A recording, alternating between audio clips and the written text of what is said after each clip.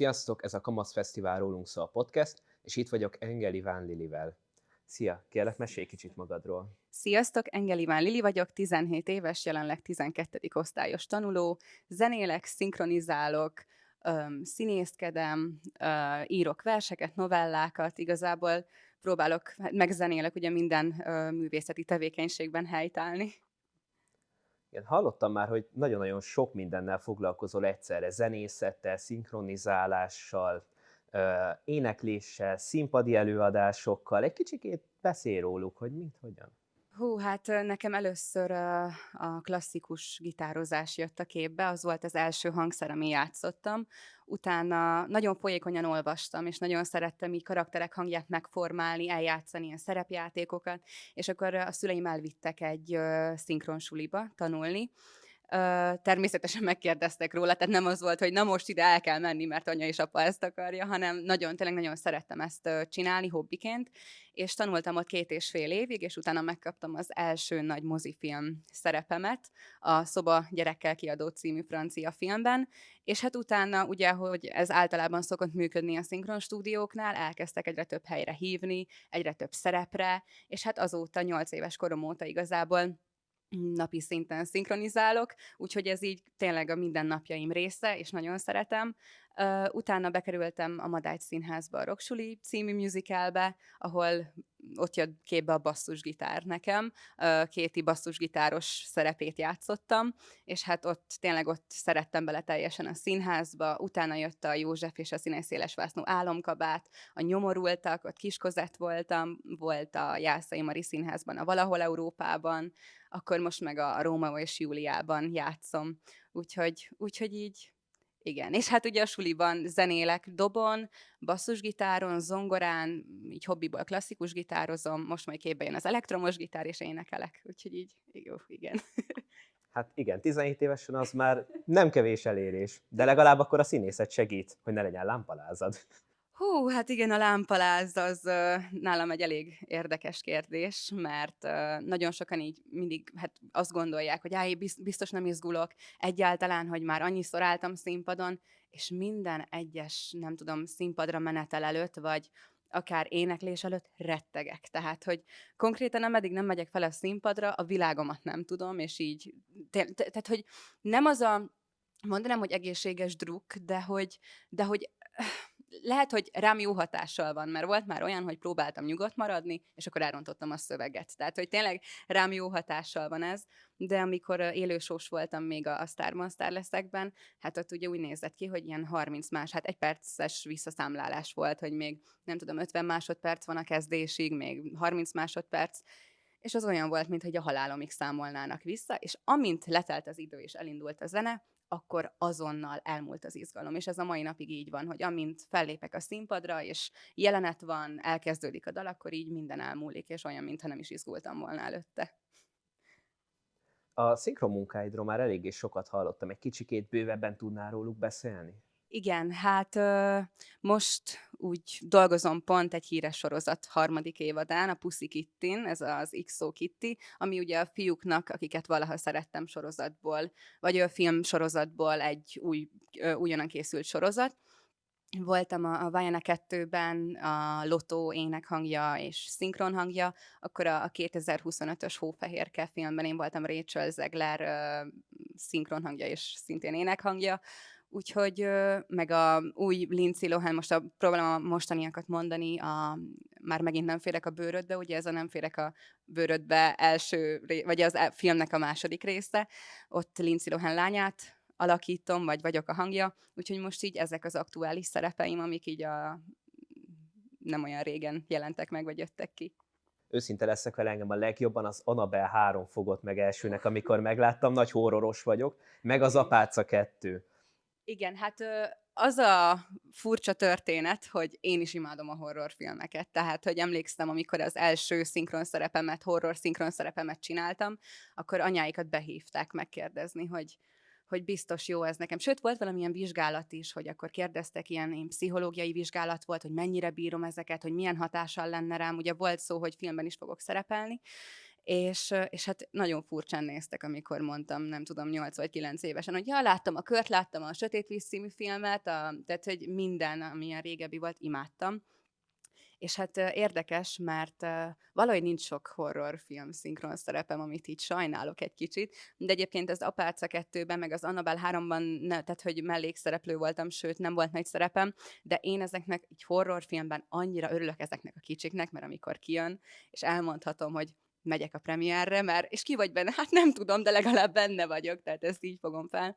Volt egyébként mi volt a címe? Ja, a Félelem fészke, nem tudom, ismered-e? Ez még nem. Nézd meg, mert nagyon jó egyébként tényleg Netflixen, és abban én voltam a démonnak a hangja. És az egy olyan izgalmas szerep volt, hogy így eltorzították a hangomat. Akkor volt még az Enfield szelleme, ugye van a Démonok között 2-nek, vagy második részében ez az Enfield Hunting, és annak volt egy korábbi filmje, amiből a Démonok között 2-t csinálták, ha jól tudom, és abban én voltam a főszereplő, talán nagyon rossz vagyok a nevekben. Janet, ha jól emlékszem, Janet. Igen, és ott engem szállt meg a démon, akkor ott is eltorzították a hangomat. Szóval, és akkor kérdezték, amikor kisebb voltam a szinkronrendezők, hogy ne kapcsoljuk le a képet, hogy ne ijedj meg, ugye jönnek a jumpscare-ek, valami beugrik a képbe, és mondtam, hogy ne, én ezt imádom. Tehát, hogy nekem ez olyan, mindig azt mondom, hogy azért szeretem a horrorfilmeket, mert legálisan lehet félni. Tehát, hogy a színpadon mindig el kell rejteni azt, hogy izgulok, hogy félek a horrorfilmekben, meg igazából pont az a jó, hogy akkorát kiabálhatsz, amekkorát akarsz, hogyha megijedsz. Szóval igen, így röviden, tömören.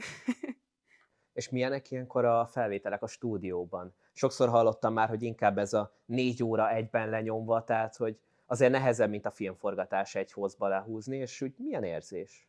Hát ugye nagyon sokat számít, hogy mekkora szerepe van az embernek, és az is, hogy film vagy sorozat, de mondjuk, hogyha most hozok egy példát, hogy mondjuk főszereplő vagyok, és egy filmről van szó, akkor általában stúdiófüggő, hogy megnézzük-e előre, mármint hogy a jeleneteket megnézzük, hogy egyszer megnézzük, lepróbáljuk, és ugye akkor utána felvesszük, vagy hogy azonnal vesszük, és utána kijavítjuk az adott hibákat.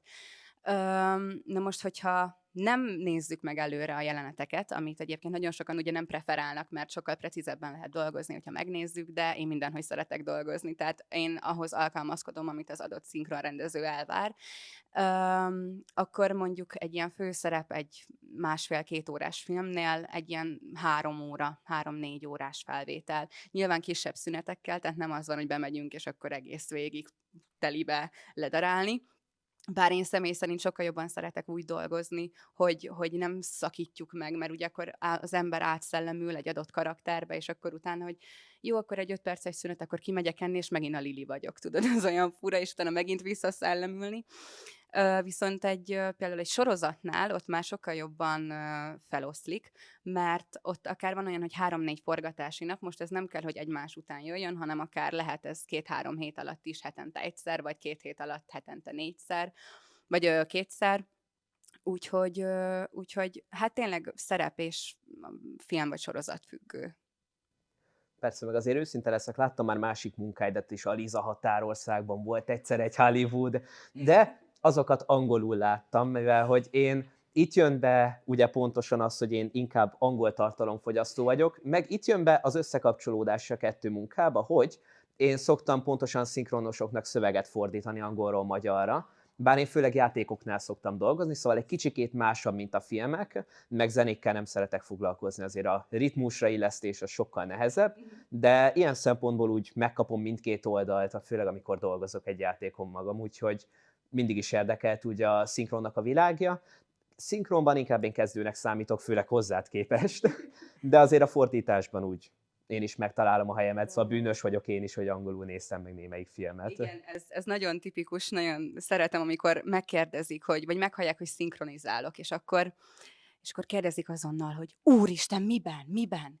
És akkor tudod, hogy mondom, nem mondott komolyan, de jó, amúgy angolul néztem, de amúgy tök jó, tudod, és akkor így állok, hogy hát, de egyébként néha én is bűnös vagyok, mert én átestem tehát a ló túloldalára teljesen, hogy amikor berakok magyarul egy filmet, vagy egy sorozatot, ülök, nézem, és azt hallgatom, hogy ez kinek a hangja, ez kinek a hangja, és addig idegesítem magam, hogyha nem ismerem fel, bár már elég jó vagyok benne, hogy meg kell néznem a Wikipédián, hogy ki a hangja, mert nem tudok addig a filmre fókuszálni, ameddig így nem jövök rá, és az a baj, hogy amint rájövök, az ő arca van előttem. Tehát, hogy ez ugye szakmai ártalom.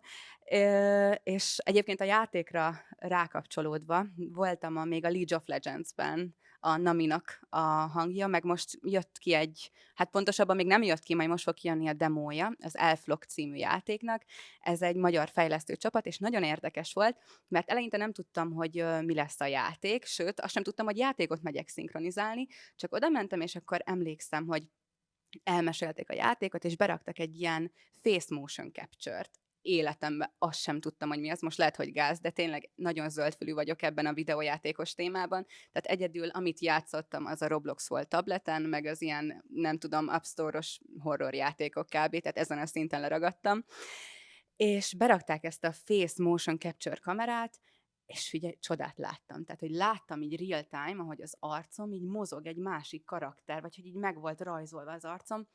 Nagyon érdekes volt, és utána mondták, hogy hát, hogy majd most jön ugye a motion capture része, hogy akkor ugye színészek kellenek, és kérdezték, hogy nincs kedved?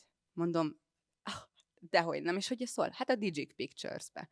Hát arról úgy hallottam egy kicsit már, és mondtam, hogy dehogy nem, hát persze, és ugye az volt, vagy hát az a nagy megtiszteltetés, hogy az egész játéknak a főszereplője egy hercegnő, és én lettek a hercegnőnek a hangja, és akkor a motion capture felvételem nagyon izgalmas volt, hogy ilyen ruhába beöltöztettek, akkor ilyen kis, nem tudom pontosan így a szakszavakat, de hogy ilyen tappancsok voltak rajtam, akkor volt ilyen fura rögzítő kamera az arcomon, és úgy kellett színészkedni, de hatalmas élmény volt. Úgyhogy így a videójátékokban én is kezdek kicsit otthon lenni, de azért még tanulnom kell, azt hiszem.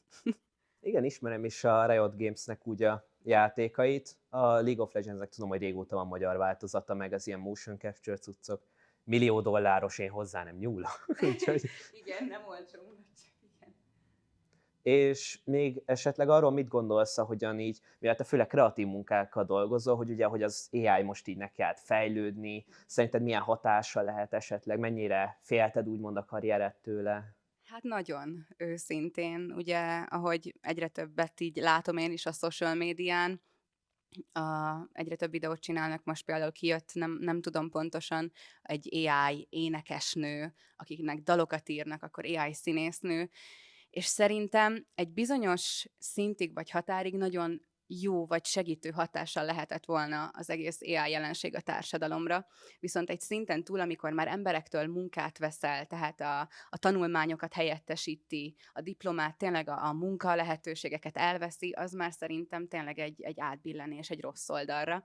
Most csak példának felhozom, hogy teljesen tisztában vagyok vele, hogy a szinkron szakma helyettesíthető lesz AI által. Tehát, hogy most még lehet, hogy gyerekcipőben jár, de szerintem egy 5-6 év múlva ez olyan szintre lesz kifejlesztve, hogy sajnos, nagyon-nagyon sajnos a szinkronszínészekre, sem szerintem az énekesekre, akár már a filmszínészekre nem lesz szükség. Egyedül, ami talán megmarad, ugye ez a színházi színész, hiszen ott még reméljük, hogy nem fog tartani, hogy embernek tűnő robotokat színpadra tudnak állítani. Tehát, hogy szerintem úgy a munkáknak elég nagy 70%-a vagy 60%-a óriási veszélyben van. Most még ez a ChatGPT cuki, tehát, hogy írogatsz vele, és akkor nem tudom, megcsinálja a házi feladatodat, nem az enyémet, de hogy így tényleg, hogy azon a szinten még aranyos, hogy segít, akkor megkérdezed, akkor nem tudom, SOS kiszámol valamit, vagy bármi ilyesmi, de az már nagyon para, hogy helyettesíthet minket. Tehát pont erről szóltak igazából a sci-fi filmek, hogy jönnek majd a robotok, és átveszik az emberiség, vagy a társadalmat teljesen, és hát tényleg szerintem ez úgy előreláthatólag el fog jönni. Erre csak egy pillanatra megállok, hogy így a skifi dolgokra Black Mirror is eszembe jutott. Ó, imádom. Azt én még nem láttam, ennek bűnöse vagyok, meg kell néznem, csak a családomban látták már többen, és azt mondták, hogy meg kell nézni, hogyha majd kitérek, de persze, azért nekem is ijesztő, ugye, úgyhogy én szövegfordítással dolgozok, azt még hamarabb el lehet venni tőlem. És főleg akkor lesz ijesztő, amikor több lelke is lesz, mint nekem. Onnantól mit csinálok vele? Hát meg ugye ezek az AI, vagy tényleg robotok, bocsánat, nem tudok máshogy fogalmazni, annyira profira vannak kifejlesztve, hogy effektív egy olyan pozícióba kerülnek, mint egy legmagasabban képzett szövegfordító. Tehát, hogy nem az van, hogy mondjuk gyengébb vagy butább, hanem nem tudom, professzionálisan meg tudja csinálni. Tehát, hogy ez óriási veszély, tényleg. Hát igen, és ugye itt kell mérlegelni, hogy lehet, hogy ez létezik, és ugye ez rossz, és egyre rosszabb lesz, viszont sajnos máshol pedig jó, használják ugye kórházakban is, például rákot, hogy hamarabb észrevehessenek másoknál. Az a baj, hogy nem egy új jelenség az AI, több mint 10 éve létezett, ebben nem fogok egyáltalán belemenni, nagyon technikus, a neurális hálók, nem voltak elég erősek a gépek ugye soha hozzá, úgyhogy az a baj, hogy minél erősebb lesz, annál jobb lesz, és Igen, egyébként szerintem lehetne ebben arany középutat találni. Talán, hogyha arra használnák az AI-t, amit nem tudnak anélkül megoldani. Tehát, hogy nem emberek munkáját helyettesíteni vele, hanem új tudományokat fejleszteni, amiben tényleg nagyobb előrelépés kell, mint mondjuk ahol most jelenleg az orvostudomány tart, vagy egy emberi elme, amin mondjuk egy magasabb, hát ezt hogy is mondjam, jelenség, vagy nem tudom, tudomány segíthet csak. Viszont azt a részét meg el kéne szerintem tiltani, vagy máshova kéne rakni, hogy az énekes, szövegfordító, színész, tanár, nem tudom, mert tényleg hát írsz az AI-nak, hogy nem tudom, dolgozza ki ezt az XY tételt, és kidolgozza. És akkor a tanár helye is veszélyben van azonnal, hiszen mindent tud. Tehát pontosabban ez butaság, mert nincs veszélyben, hiszen mégis egy pedagógusnak az, hogy ott van, hogy segít, hogy tényleg emberi érzelmeken, igen, érzelmeken alapulva dolgozik, azt nem tudja helyettesíteni még. De hát nem tudjuk, hogy mi fog következni ezután. hát igen, ezzel ez a probléma, hogy ez csak idő alatt, de nem is tudunk vele sok mindent csinálni, ez a legnagyobb probléma, mert ugye a cégek olcsóban előállítják, akkor olcsóban eladják, az emberek meg megveszik, mert olcsóbb, úgyhogy ez ugyanolyan, hogy a mi generációnk már az animált dolgokkal, az animék, amikor mondjuk az avatárt megcsinálják, az így tök jól néz ki animáltan, mondjuk, hogyha egy 60 évesnek vagy egy 70 évesnek megmutatjuk, lehet, hogy neki nem tetszik, és csak az élő sót hozza vissza. Vajon a mi gyerekeink már lehet, hogy azt mondják az AI-ra, hogy jó, ez is jó, és elfogadják alapból, mint készpénznek, úgyhogy Igen. De tényleg bármikor velem szembe jön egy ilyen AI videó, vagy tudod, vannak ezek a cuki macskás videók, és már eddig felismertem. Tehát, hogy eddig az volt, hogy mondtam a nagymamámnak is, hogy jaj, mama, az AI, tudod, cuki volt, megosztotta a kiskutyákat, meg szóltam neki. És most már az van, hogy nem ismerem fel. Tehát nem tudok nagyon sokszor különbséget tenni, és néznem kell percekig, hogy felismerjem, hogy ez most valódi, vagy AI, vagy hogy mi történik éppen a videón. persze, amikor én is már a szoralogót vadászom a sarokba, hogy ott van-e, meg Igen. kell állítani 6-szor, hogy minden jó-e, Igen. és az a baj, hogy ez egyre jobb lesz a technológia, úgyhogy nem véletlenül mondják, hogy nem árt ilyen kódneveket kitalálni, vagy valamiket, mert ha utána meg a hangot is lereplikálják, akkor át lehet verni másokat mindig, úgyhogy... Na de elég volt az AI-ból, egy kicsikét menjünk át a másik részekre, például a színészetre, azhoz hogy állsz a színészethez? Hát nekem az úgy a kisgyerekkorom óta a legnagyobb álmom. Tehát igazából nagyon sokan kérdezték, hogy miért a színészet, vagy hogy miért szeretek színészkedni, miért szeretem a színészetet, és talán az a legjobb válasz, hogy nagyon jó dolog mások bőrébe bújni, amikor te vagy valaki, most ezt két részletre bontom, akkor nagyon jó kipróbálni mások személyiségét, stílusát, élethelyzetét, vagy ha még nem vagy senki, és még keresed önmagad, akkor nagyon jó sok mindent kipróbálni, hogy hát, ha ezen az úton így önmagadhoz találhatsz.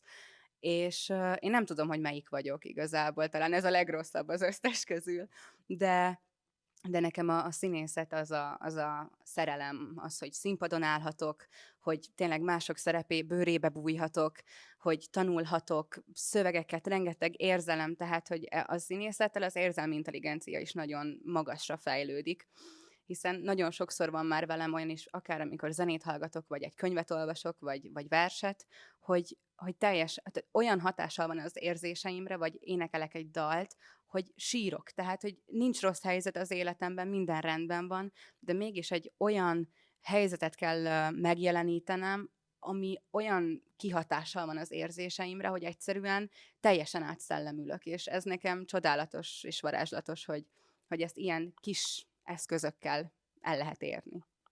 Persze, hát ahhoz, hogy belebújj valakinek a bőrébe, az meg kell értened, hogy hogyan működik az agya, úgyhogy ez... Igen, hát én nem tudnám megcsinálni valószínűleg, vagy Nem sok olyan nehéz gyakorlás egyébként, kéne. tényleg fejben dől el teljesen, meg hát lélekben leginkább talán ez így a legjobb megfogalmazás. Persze. És esetleg egy kicsit az éneklésről, hogy az hogyan jött neked? Hát én 3 éves korom óta, ez elég elcsépelten hangzik, mert általában mindenki azt mondja, hogy 3 éves korom óta énekelek, de hogy én nyilván nem profi szinten, de hogy tényleg kezdtem a Szécsi dalokkal, tehát nagyon furcsa. A Gedeon bácsi, Én édes Katinkám, egy ilyen 3 éves, nem tudom, angyal, göndör, fürtös, szőke kislány szájából így furán nézhetett ki, aztán jött a Queen, nem tudom, Kispál és a Borz, tehát ott már kicsit idősebb voltam, és nagyon, nagyon szerettem énekelni, tehát fogmosásnál, fürdésnél folyamatosan, és akkor hát ugye a rocksuli alatt, meg még nem, pontosabban előtte jártam a Kővirágok énekiskolába, ahonnan bekerültem a Madách Színházba, és akkor így igazából énektanárról énektanárra mentem, vagy kerültem.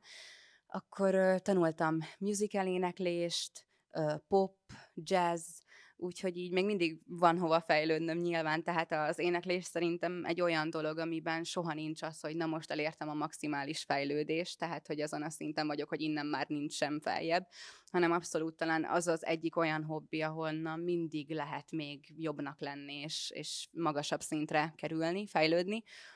Úgyhogy utána ugye a Madách Színház után jött, hogy visszarepülök fejben az időben gyorsan.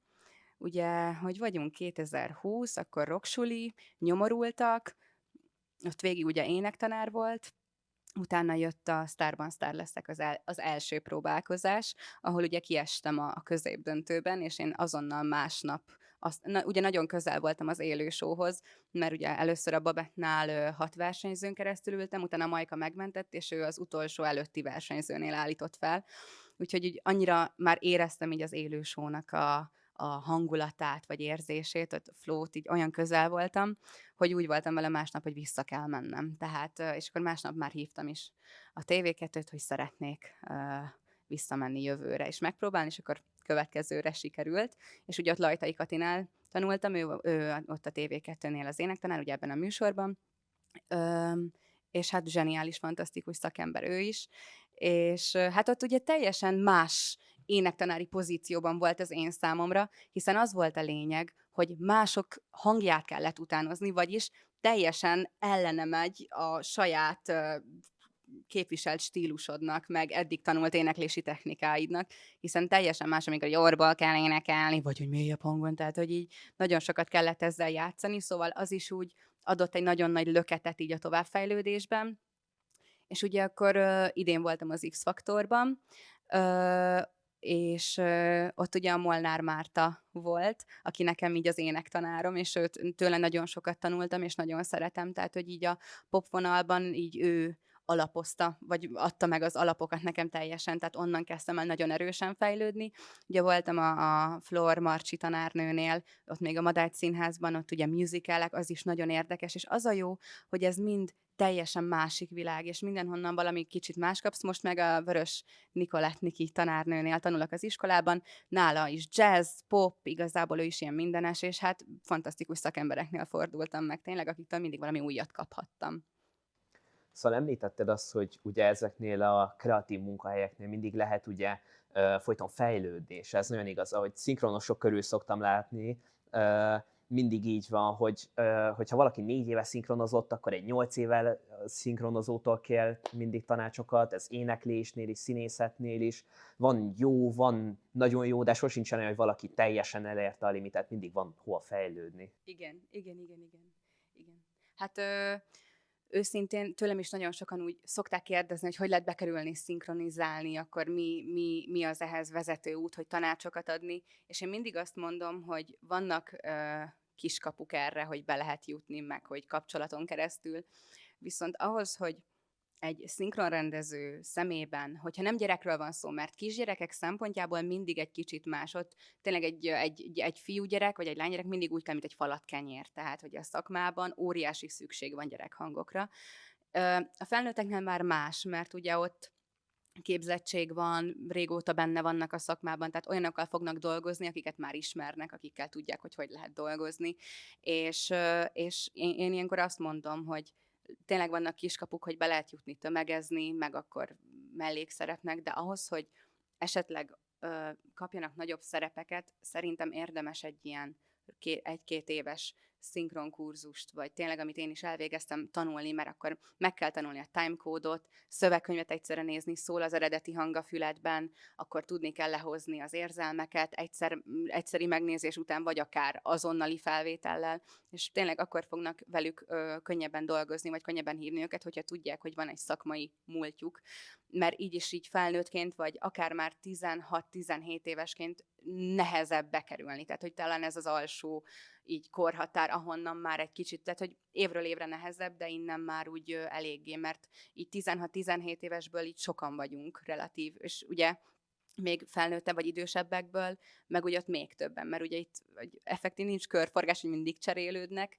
hanem nagyon sokan ugye benne maradnak, sőt, szinte mindenki így a szakmában teljesen hosszan, és az oké, hogy telnek az évek, és egyre tehát a korukhoz megfelelő szerepeket kell csinálniuk, de van olyan, aki 30 éves, és még mindig csinál például 16-17 éves szerepeket, mert ugye olyan a hangja, kicsit tényleg szerintem ez a szakma úgy fiatalosan is tart, még nem, mintha 30 idős lenne, tehát nem azért mondom, de hogy talán ez az a szakma meg a színészet, ami tényleg úgy fiatalon tart a szerepek miatt, meg így az egész életérzés.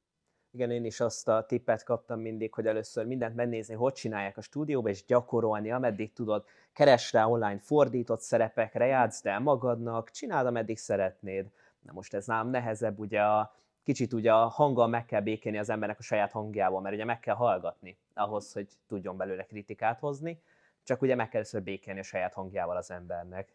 Úgyhogy az mindig fontos. És így utána a hangszerek, azok többével együtt jöttek, azok csomagba? Hú, hát ugye tényleg így vissza kell utaznom. Ugye a klasszikus gitár volt az első, azt még az általános iskolában tanultam. Ugye lehetett választani, talán volt zongora, klasszikus gitár, most erre a kettőre emlékszem így hirtelen, és hát nekem úgy a gitár, mert az nem tudom, úgy nekem szimpatikusabb volt, és ott elkezdtem tanulni, utána a Madách Színházban bementem először a meghallgatásra, és akkor ugye hát énekes castingra mentem, és vittem egy dalt klasszikus gitáron. És néztek, és mondták, hogy nem tudsz basszusgitározni? Hát ott álltam 8 évesen, tehát és mondtam, hogy az mi? Tehát kb. És akkor mondták, hogy hát az majdnem ilyen, csak egy kicsit kevesebb húr van rajta, meg kicsit máshogy szól, meg másra van. És akkor mondtam, hogy de nagyon szívesen. És ugye ez egy basszusgitáros, énekes, táncos, padonugrálós, színészes szerep volt, tehát hogy így ez így igazán csomagban jött, tehát nem csak basszusgitároznom kellett, hanem így mindent még mellé rakni. És én a Szappanos Gyuritól tanultam, Isten nyugasztalja. Nekem az egy nagyon mély pont volt ott az egész basszusgitáros, nem tudom, hát nem karrier, mert ezt még nem nevezhetem karriernek, de tanulásomban, amikor ő elhunyt. Tehát én tőle tanultam egészen 8 éves koromtól 13 éves koromig, és ő nem csak, igazából nekem ő nem csak egy basszusgitártanár volt, hanem olyan volt, mint egy pótapuka, mert mindig mellettem volt, mindig ő volt egy ilyen támasz, tényleg azt tudom példának felhozni, hogy én mindig nagyon izgultam a rocksuli alatt a szólóm előtt. Tehát, hogy volt egy basszusgitár szóló, tehát egy ilyen 6 másodperces, de ott az összes, nem tudom, 800 ember azt hallgatta, hogy én hogy játszom ugrálva, és ugye a zenekari árokban tényleg a gyerekek játszottak, de ugye voltak dalok, amikben nem voltak benne gyerekek, és ugye ott rendesen megvolt a felnőtt zenekar, és akkor a Szapi mindig megnyugtatott, hogy ne aggódj, ha mellé fogsz, akkor ott lesz a hang, mert én alulról majd játszom neked. És ez tényleg egy olyan jó, úgy gondolom, példa arra, hogy mennyire nem csak ebben volt mellettem, hanem így az életemben is, és bármilyen rövid időre igazából annál nagyobb vagy segítség, vagy tényleg emlék és kihatása van az egész utamra az ő személye. És tényleg, amikor elhunyt, akkor én elmondtam, hogy én lerakom a gitárt. Tehát, hogy nekem volt ott egy olyan pont, hogy elraktam az ágy alá, és mondtam, hogy én nem veszem elő többet. És elmentem, vagy ugye bekerültem 9-be, a gimibe, és a zenekarin, talán a második zenekari óránk volt, mert ugye vannak ilyen gyakorlataink, a zenekari tanár kérdezte, hogy nem tud valaki basszusgitározni? és akkor ültem egy picit, vártam, hogy valaki más jelentkezzen, senki nem jelentkezett, és akkor így feltettem a kezem, és azért tettem ott fel a kezem, mert tudom, hogy a Szapi nem akarná, hogy én abba hagyjam a gitározást, tehát, hogy ő azt akarná, hogy toljam életem végéig, master szintre fejlesszem ki, és akkor azóta nekem ott a suli hozta vissza a basszusgitár szerelmét, és hát én azóta nekem az a fő csapásvonalam az a hangszer. Ugye mellé a suliban még bejött kötelező zongora, utána hát nyilván így néha játszom elektromos gitáron, ugye én sokszor azt mondom, hogy ugye nekem egy elektroakusztikus gitárom van, hogy hangzásban különbözik relatív, meg kicsit ugye a bundok távolsága, viszont úgy tudok azon is játszani, és ugye úgy jött be a dob, hogy én mindig olyan menőnek tartottam a dobos csajokat, hogy ott dobolnak, ütik, fú, nagyon, tényleg nagyon menő, és nagyon kevés is van. És én mindig álmodoztam arról, hogy tanulhatok dobolni, és talán, hogy van, 11-ben felvettem plusz így hangszernek, így nem is tudom, negyediknek a dobot. És hát azóta az a másik legnagyobb szerelem a basszusgitár után nekem. Tehát, hogy én úgy azt mondom, hogy olyan, mint egy küzdősport tulajdonképpen, mert bemész, ideges vagy, beraksz most például a Nirvanától a Smells Like Teen Spirit-et játszom, és szétütöd a dobokat. Jó, ez mondjuk megint a másik oldal, de hogy tényleg nagyon jó stressz vagy feszültséglevezető hangszer a dob, úgy gondolom. Úgyhogy így ezeken játszom, és így jöttek. És ezekben az összes álmodban, ebben a sok mindenben, amit csinálsz, mindig kaptál támogatást otthonról, löktek tovább, hogy csináld még? Abszolút. Anyukám nagyon-nagyon-nagyon támogat mindenben, és így tényleg ő az, aki mindig mellettem van, mindig mindenben segít, és hogyha ő nincs, akkor én azt gondolom, hogy ez az egész karrier így nem valósulhatott volna meg. Tehát, hogy annyira azt érzem, hogy tulajdonképpen ő az életét, az ő karrierjét, az ő szakmáját feláldozta, értem, az én karrieremért, hiszen ugye egy gyerekszínész még nagyobb ö, kötelezettségekkel jár, mint például egy felnőtt, mert ugye a felnőtt színész magának megoldja az utazást, akkor magának egyeztet időpontot, a próbákon csak ő van ott, nem kell, hogy szülő ott legyen, hogy vigye a uzsonnás tasakot, vagy zacskót, dobozt, hogy tessék, hoztam ebédet, hoztam reggelit, hoztam vacsorát, és akkor megyek érted, hozlak, viszlek, egyeztetem az időpontokat, elviszlek erre a castingra, elviszlek arra a castingra, ott vagyok, megnézem, és ugye anya igazából, amióta én megszülettem, plusz mondjuk 7-8 év volt még úgy szabad, ameddig nem nagyon voltam ebben benne, szabad idézőjelesen, addig volt tényleg az, hogy úgy nyugi, és ő azóta, tehát, hogy folyamatosan szinkronok, mindenben segít. Tényleg, tehát hogyha ő nem lenne, én ezt magamtól biztos nem tudtam volna így felépíteni, úgyhogy nagyon hálás vagyok neki. És most, hogy így már közelítesz a felnőtt korhoz, így hogy érzed, hogy mennyiben másult meg az évek alatt? Mármint így az, hogy így magamnak intézzem-e, vagy hogy... Igen, Aha. így az önállóság része benne, úgymond. Nem, de egyébként tényleg egy kicsit, hogy eddig ugye megvolt ez az anyai szeretet, biztonsága, meg támogatás, és nem azt mondom, hogy nyilván nem az lesz, hogy 18 éves vagyok, és akkor itt a bőrönd, és akkor innentől mindent magadnak, hanem tudom szimplán, hogy el kell kezdenem ezeket a dolgokat magamnak intézni, megtanulni, kezelni, de tényleg egy kicsit úgy el vagyok kényeztetve már néha ebből a szempontból, hogy így az összefüggéslátásom az kicsit nehézkes. Tehát, hogy azért majd így el kell kezdenem lelkileg felkészülni, hogy magát csak elég a szinkronokba belegondolni, hogy akkor van Újpesten egy stúdió, van a 3. kerületben, mennyi idő átérni, mennyi idő a munka, mikor érek oda suliból, mivel megyek, tehát, hogy elég komplex, de így talán nagyjából egy-két éve, hogy így van, amikor ugye még bent laktunk Budapesten, akkor én megtanultam a közlekedést, és mert egyébként a Szentendrei szigeten élek, ahol ugye azért nincs tömegközlekedés, túlzottan hajókomp van, ahhoz, hogy bármilyen egyéb ö, közlekedési eszközt el lehessen érni, és ott én elkezdtem egyedül néha átmenni szinkronokra suliból, akkor most is már szinte mindig, tehát akkor van mondjuk, hogyha anya is végez, én is végzem, vagy végzek a suliban, és akkor még hazafelé beugrunk valahol, mert útba esik. De hogy már egyedül megyek be nyilván, és hát elég félelmetes belegondolni, hogy eljön egy pont, ahol így minden teljesen egyedül magamnak. Tehát, hogy lelkileg így készülgetek, hogyha lehet ezt így mondani. De persze, nincs is jobb annál, mint amikor a szülők támogatnak az álmaidban már a legelejétől, az legjobb dolog. Igen. Hát tényleg nagyon sokat számít, szerintem ez nem valósult volna meg a szülői támogatás nélkül. És hogy érzed, hogy ez mondtad, hogy már régóta is ugye sok utazgatás, hogy ez hogyan van köze az iskolai élethez, ugye a sok utazgatás ide-oda, itt fellépés, ezt csinálni?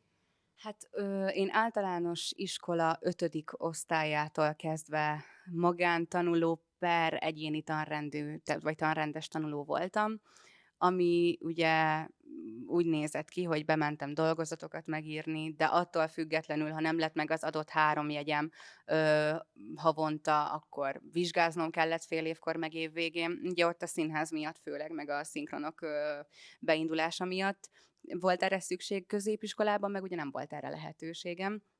És úgy azt érzékelem, hogy így 9-10-ben volt ugye az élő show, szóval ott októbertől novemberig, sőt már inkább szeptembertől volt egy húzósabb időszak, ahol jóformán nem is voltam bent, de hogy azért elég neccesek sokszor a hiányzásaim, tehát, hogy és nem amiatt, mert hogy otthon ülök és pihenek és Netflix sorozatot nézek, hanem egyszerűen van egy olyan múltam, ami nyilván számomra nagyon nagy jelentőséggel bír, mert nagyon sok időt, energiát és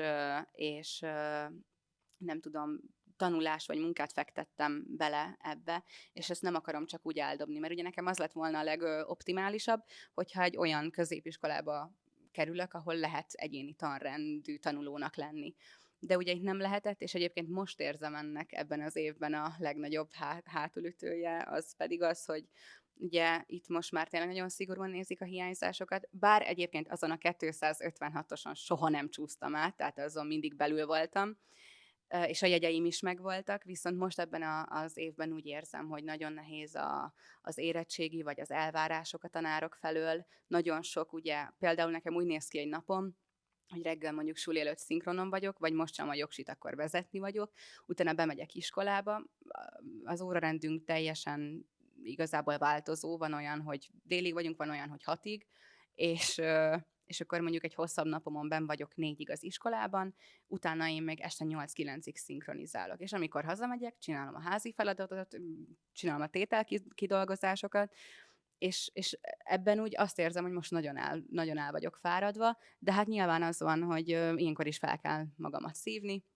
kell egy kis erő, és akkor utána 10-szeresen túlesek a holdponton, és akkor utána 10-szeresen tudok dolgozni, meg koncentrálni. Hát igen, azért ez már itt a hegytetőnél van, a jogsi együtt, az összes színészeti munka, meg még mellé az érettségik. Azért most Igen. jól telerakták akkor az órarendedet minden. Abszolút, igen. Úgyhogy hát ezt túl kell élni, ki kell bírni, és utána igazából még jobb lesz. Mhm. És így hogyan érezted úgy a szociális különbséget? Ahogyan úgy átváltottál abból, hogy általános iskolába nagyrészt csak a szinkron közösségekben voltál, ugye, és ugye ott szocializálódtál, mint egy munka környezetben nagyjából, vissza abba, hogy iskolai környezetbe kellett szocializálódnod, mert azért kicsit más. Igen. Nagyon nehéz volt, mert ugye leginkább a színház alakította ki így először a személyiségfejlődést effektív, ugye ahol azt elmondták az első próbanapon, hogy itt úgy fognak minket kezelni, mint a felnőtteket. Tehát, hogy a színházban nincsen gyerek és felnőtt, hanem színész van. És hát azért elég nagy fegyelmet kellett megtanulnom már akkor, fegyelmezni magam, odafigyelni, nem beszélni, nem ugrálni, tehát ugye, mint egy gyerek. Ráadásul én azért hiperaktív is voltam eléggé, tehát hogy be nem állt a szám, mint most. Mindig táncoltam, énekeltem, ide mentem, oda mentem, beszéltem ezt-azt folyamatosan, de hát ugye ezt a színházban, egy munkakörnyezetben, ahogy ugye mondtad, nem viselik el, vagy nem nézik jó szemmel. Egy bizonyos ideig cuki, de utána ciki. Tehát átbillem, és tényleg nagyon meg kellett tanulnom úgy dolgozni 8-9 évesen, mint egy felnőttnek.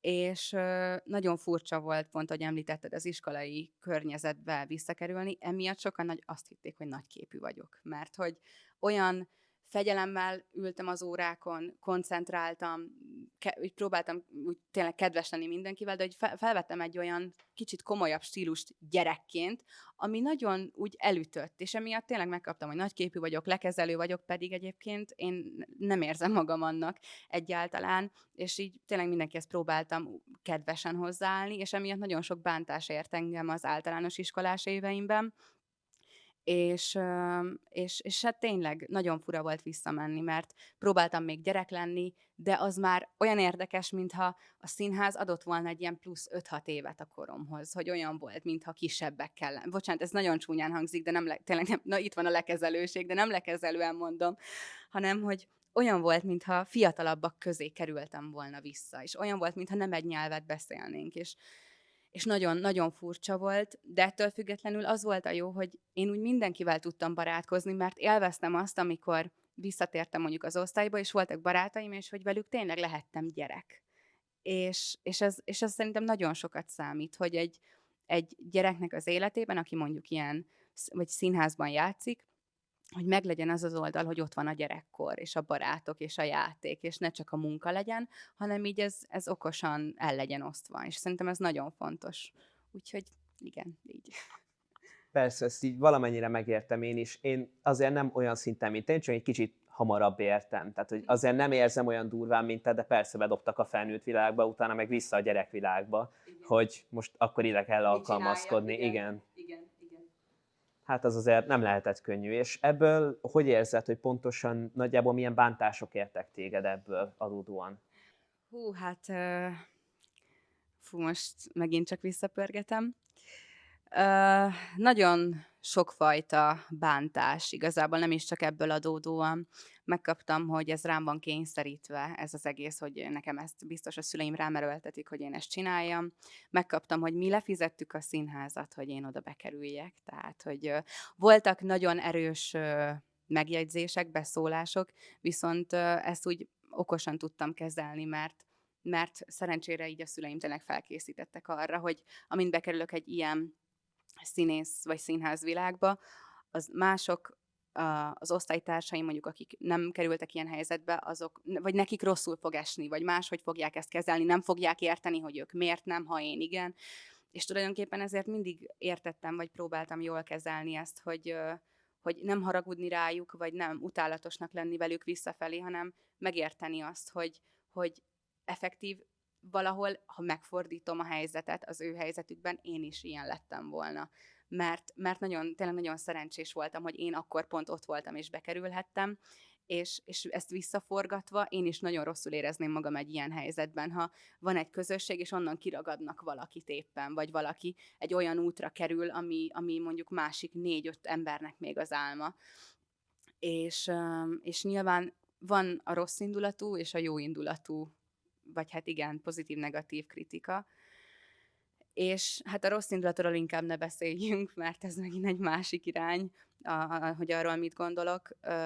Viszont azt gondolom, hogy ameddig egy egészséges szinten van, bennem is van sokszor az, hogy de irigy vagyok, vagy de hogy nem az a rossz indulatú tudod, hogy jaj, most ott teszek rosszat, ahol tudok, vagy most nem tudom, valahogy keresztbe húzom, hogy ne tudjon oda menni. Tehát nem ez a szintű irigység, hanem inkább az a vágyakozás, hogy de jól táncol, én is úgy táncolnék így, vagy de jó a szettje, de szép, én is szeretnék ilyen ruhákat. Tehát, hogy inkább ez az életérzés, és ezt úgy gondolom, hogy ez teljesen normális, ez jó, hogy mindenkiben megvan. De amikor egy gyerekben, nem tudom, egy 9-10 éves gyerekben ott van a szülei belenevelt, effektív rossz indulata, amikor hallott, hogy egy gyerek ilyet nem talál ki.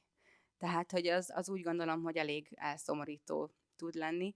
Úgyhogy így mostanra már beleerősödtem, akkor kicsit megvisel, de úgy tényleg a szüleim támogattak ebben, és meg tudtam érteni, hogy ez miért történik. Most meg szerencsére nagyon szeretem az osztályom, tehát nagyon-nagyon jóban vagyunk, meg nagyon sokat számít, hogy mindenki zenész, művész, tehát hogy táncosok, énekesek, zenészek vannak, és hogy be vagyunk mind dobva a mély vízbe, és hogy egymásra támaszkodva akkor a szolfézsórákon segíts, milyen hangnemben vagyunk, hol, mit kell csinálni, mit kell írni, és tényleg egy ilyen összefogó közösség lettünk, bár nagyon sokszínűek vagyunk, de én mindig azt mondom, hogy nem kell mindenkinek mindenkivel jóban lenni, elég, ha elviseljük egymást, de egyébként azon kívül az osztályközösség tényleg úgy nagyon jó, meg összetartó. De persze, azért van ugye az emberekben, főleg a szülőkben, ugye a felnőttekben úgymond ez a gyarlóság, hogy többet szeretnének, és amikor meghallják, hogy valakinek a gyerekét így támogatták a szülei otthon, az álmát éppen megcsinálja, és ennyire sikeres már fiatalon, akkor az van, amikor ugye főleg a szülőknél otthon a másik szülő meghallja, és így mintha egy tüskét szúrtak Igen. volna bele oldalt, és akkor ezt ugye a gyereken keresztül küldi Igen, vissza, úgyhogy igen. És ez nagyon káros. És nem is csak feltétlenül így az otthoni környezetben, meg nem is csak a gyerekekre szerintem, hanem az egész, tehát hogy nem hogy is mondjam, tehát hogy nem arra a gyerekre, akiről éppen szó van, hogy milyen sikeres, hanem az otthon ezeket a dolgokat halló gyerekre, meg még inkább, hogy anya miért mondja azt, anya miért mondja azt, én nem vagyok elég jó, vagy nekem is ezt kéne csinálnom. És ugye azáltal, hogy a szülei belerakják ezt a mérget, vagy ezt a tüskét, benne azon kívül még van egy tüske, hogy de ezt miért mondjátok, és ugye még rákapja azt is, amit otthon hall. És szerintem ez igazából abban a szerepben a legrosszabb. jó. És a Kamasz Fesztivállal így hogyan találkoztál elsőnek az egész kampánnyal? Hát ez egy nagyon érdekes történet, mert ott nálunk Horányban, Szigetmonostoron volt egy ilyen művészplac nevű kezdeményezés, ilyen ott helyi fiatalok énekeltek, voltak meghívva zenélni, konkrétan egy piactér. És nyáron én is meg voltam hívva, énekeltem, és hát pont Anita ott volt, és nem ismertük egymást egyáltalán, és akkor utána talán még anya is ott volt velem, bár ezek már nagyon homályosak tényleg, így nagyon részletekbe belemenni, és mondta, hogy hallotta, vagy tetszett neki, hogy énekeltem, és hogy neki van egy ilyen kezdeményezése, ötlete, és hogy lenne kedvem eljönni, énekelni, vagy tevékenykedni, és hát én azóta, 2021 óta vagyok így a Kamasz Fesztivál tagja, aminek nagyon örülök, mert szerintem ez egy nagyon jó közösség, nagyon hasznos, mert nagyon kevés olyan fórum van a fiataloknak, ahol így tényleg egymásra találhatnak, vagy akár megoszthatják egymással a gondolataikat, ahol tényleg tudnak együtt szórakozni, mert szerintem ez nagyon megoszlik, hogy ki milyen koncertet szeret, akkor én oda nem megyek, én ide nem megyek, és az a jó, hogy itt minden megvan. A Kamasz fesztiválokon, meg a programokon, úgyhogy szerintem erről mindenkinek hallania kéne. És azóta milyen eseményeken vettél részt, amiket így szerveztek? Hát az egyik legnagyobb az a tavaly, igen, 2025 van, a Budapest Parkban, amikor az égbe emeltük a piros lapokat, hogy ugye ne bántsák egymást, vagy ne bántsuk egymást.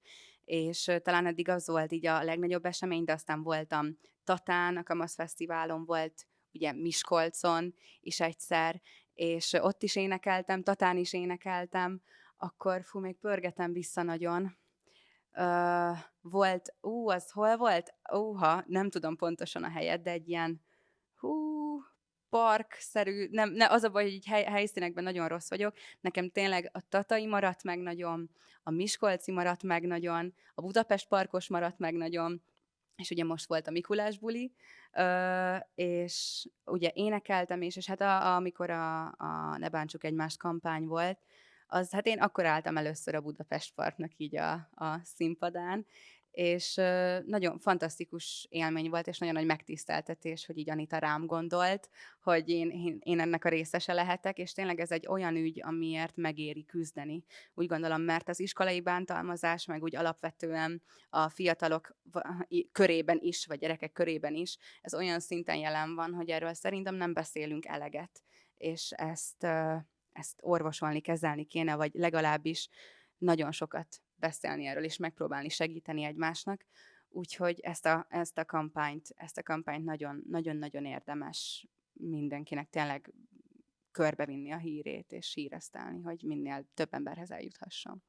És azért milyen kört tettünk, hogy a hangodat használod a bántalmazás ellen, pontosan azért, aminek a sikere miatt téged bántottak előtte?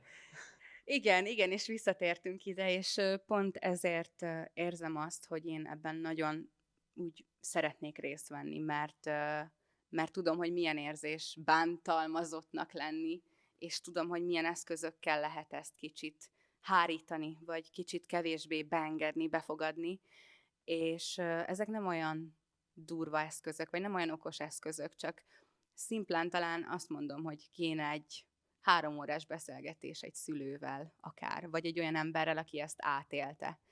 És már is más rávilágítás, vagy tényleg megvilágításból, szempontból látná a bántalmazott, hogy pontosan miért történik ez körülötte. Egyébként ez a kulcskérdés, hogy miért történik ez, miért mondja ezt a másik. És amint ezt kitisztázzuk, amint erre rájövünk, igazából már nem utálattal vagy haraggal fogunk, mert ugye az sem megoldás, hogy úgy reagáljuk le az utálkozást vagy a bántalmazást, hogy jó, akkor utállak, és akkor ugyanilyen rossz indulattal fordulok feléd, mert akkor benned marad egy örök űr, egy tüske, ami nem lesz kezelve, és ami ott lesz hosszú éveken keresztül. Sokkal jobb megérteni a másikat, és megpróbálni nem úgy fordulni hozzá, mint ahogy ő hozzád. És szerinted esetleg még milyen lépéseket tehetnének az iskolák, hogy segítsenek esetleg vagy a programnak, vagy saját programokat létrehozni ehhez? Hú, jó nehéz kérdés. Szerintem ez lehet, hogy butaság, és lehet, hogy ez ilyen álmodozás, de ez az én fejemben él, és most így a tanárok ne utáljanak nagyon, vagy az iskola, az intézményvezetők. Szerintem, ha nekem lenne egy iskolám, akkor biztos lenne pszichológiai óra. Na most, vagy pszichológia óra. Minden iskolában van egy iskolapszichológus, valahol csak legenda, valahol tényleg van. De szerintem nagyon-nagyon sokat számít az, hogy az iskolában is, főleg, hogyha ott történik a bántalmazás, milyen támogatást kap egy adott pedagógustól a gyermek. Otthonról szerintem alapvetőnek kéne lennie. Vagy lehet, hogy én gondolom rosszul, mert az én gyerekkorom volt pozitív ebből a szempontból is, de hogy, de hogy nagyon sokat számít az, hogy a szülő hogy áll a gyerekéhez, hogy mennyire beszél meg vele dolgokat. És a kampánnyal kapcsolatban meg talán, ez meg a legnehezebb kérdés, hogy lehetne még több embert bevonni, de talán nagyon én talán azt csinálnám, hogy kimennék iskolákhoz, tartanék egy, nem tudom, egy 45 perces, 1 órás beszélgetést erről az egészről, és lehet, hogy csinálnék, mint ugye hasonló volt a Budapest parkos égbeemelés, ugye amikor a piros lapokat magasba emeltük, tartanék egy ilyen előadást, és utána tartanék akár egy, nem tudom, felvonulást, vagy valami ilyesmit a bántalmazás ellen. De hát tényleg nagyon nehéz kérdés szerintem az, hogy lehetne több embert bevonni, mert ez nem egy olyan dolog, amibe ez bután hangzik, de hogy szívesen csatlakoznak az emberek, úgy gondolom, mert ez egy nagyon érzékeny téma. És mindenkiben egy olyan pontot kell megtalálni, ami számára fontos, vagy vele megtörtént. És amint érzi, hogy ez az ő ügye is, akkor fog úgy gondolom ebbe beleállni. Szóval valahogy az érzelemnél, az érzelmi pontoknál kell megfogni, úgy gondolom, az embereket. Na de ezek voltak a kérdéseim, úgyhogy köszönöm szépen, hogy itt voltál nálam. Én köszönöm nagyon, hogy itt lehettem, és tényleg köszönöm a beszélgetést, mert bennem is új gondolatokat indított el, úgyhogy köszönöm. És a nézőknek is köszönöm szépen, hogy megnézték az előadásunkat, és találkozunk legközelebb. Sziasztok!